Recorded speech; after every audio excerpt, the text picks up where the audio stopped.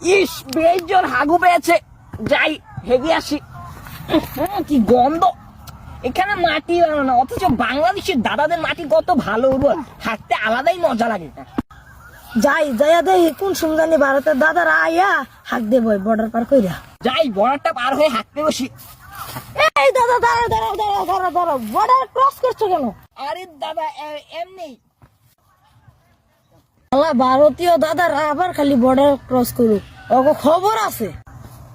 ভারতীয় বাংলাদেশি দাদা তো মনে হয় আর নাই, যাই আমরা ভারতীয়রা যাই এবার হেগে আসি, দেখে নেই।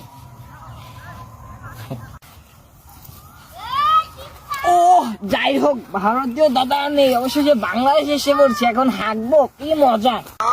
বাংলাদেশি দাদাদের জমিতে হাঁকতে বেশ মজাই লাগে, জমিগুলো উর্বর। কখন জানি আবার বাংলাদেশি দাদারা চলে আসে, কি শান্তি।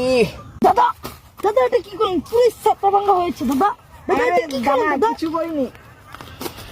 আচ্ছা দাদা, আপনারা কি শুরু করছেন? আমাদের এত উর্বর মাটিতে হাঁটতেও দেন না, ইলিশও দেন না। আমরা ছাত্রভঙ্গ ইলিশ দিব না, বর্ষাকালে পানি ছেড়ে দাও।